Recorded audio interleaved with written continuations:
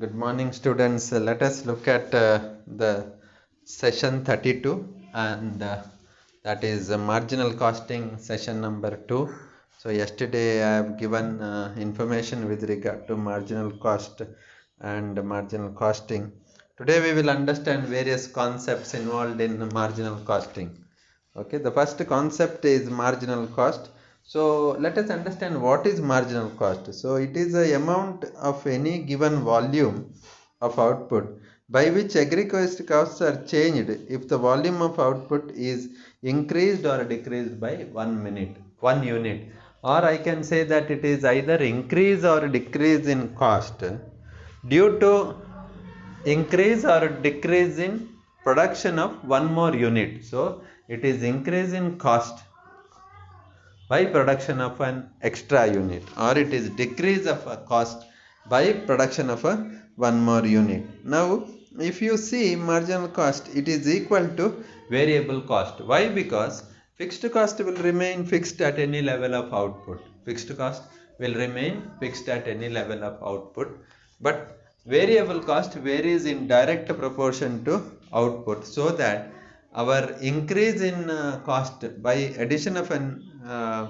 additional unit is total variable cost. So marginal cost equal to prime cost, that is direct material, direct labor, direct expenses and other total overhead, total variable overheads. Now let us understand fixed and variable cost. I think this you must be knowing. Fixed cost will remain fixed at any level of output. That means, for example, if you take a machinery, cost of machinery may be 10 lakh rupees. So in order to produce one unit, you require that machine. So if you say fixed cost 10 lakh rupees for that machinery, so production of one unit also you require that 10 lakh rupees of machinery, or production of 100 units also you require same 10 lakh rupees of machinery. So machinery cost becomes fixed cost. Similarly, if you see rent of a particular building or particular room, you have to pay, for example, 1000 rupees every month.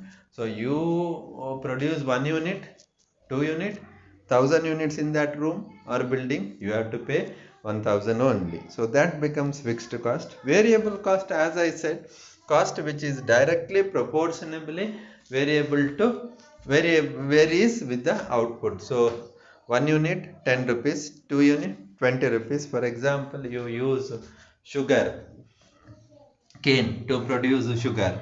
So sugar cane cost, so 1 kg of sugar may take 10 sugar canes.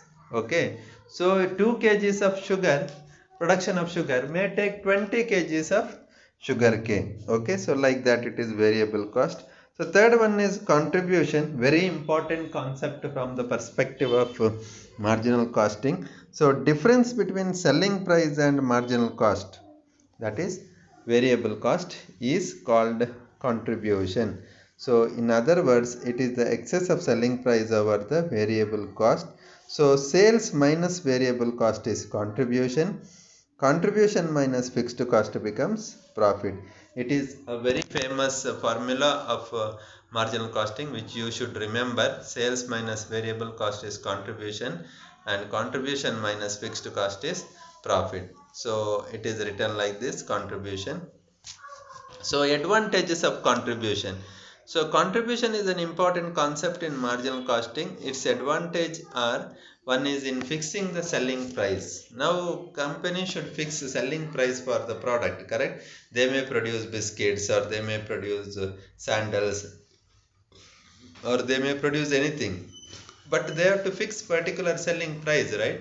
So in order to fix that selling price, they must have aware about contribution concept. Okay, so next is it helps in deciding the profitability of each product. So contribution has a direct impact on profit, because only the fixed cost is a matter between profit and contribution. So fixed cost anyhow remains the same, right?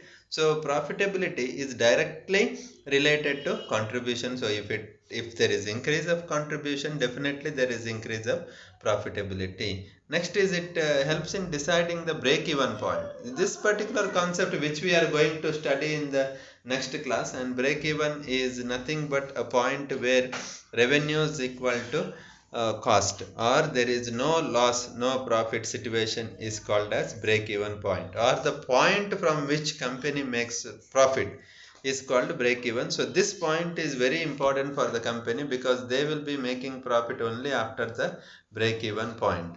Then it assists in choosing the product mix and the maximum profit. So product mix, all of you know, product mix is what are the types of products they have to produce which gives the maximum profit. So here it assists in choosing the best product mix. Then it assists in selecting more contribution per limiting factor. So more contribution is all of you know, it's selecting more contribution per limiting factor. There is a limiting factor, or there is an important factor in the organization, or key success factor which is very crucial for the organization, but it is limited. So they have to manage that particular factor, and then they have to produce the product which has got highest contribution. So it helps in deciding that too. It helps in sales and production decisions. So selling and production decision also is required. So selling and production, so what is the product they have to produce, what is the product they have to sell, also decided by this particular point, because production and selling, the company may produce many type of product, but which product they have to sell more or produce more, which gives maximum contribution, maximum profit, so that they have to take. It facilitates acceptance or rejection of new orders. So acceptance and rejection of new orders, so company will be getting orders from the outside companies. So when they are getting the orders based on the contribution, they may decide whether to accept the order or to reject the order, because anyhow I said fixed cost remains the same. So fixed cost remains the same, only variable cost varies. So contribution is a deciding factor.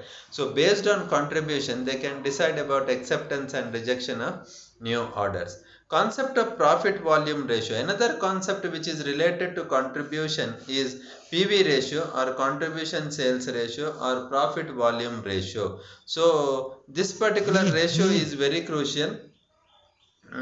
It is very important from exam point of view also. This will be asked for exams, PV ratio.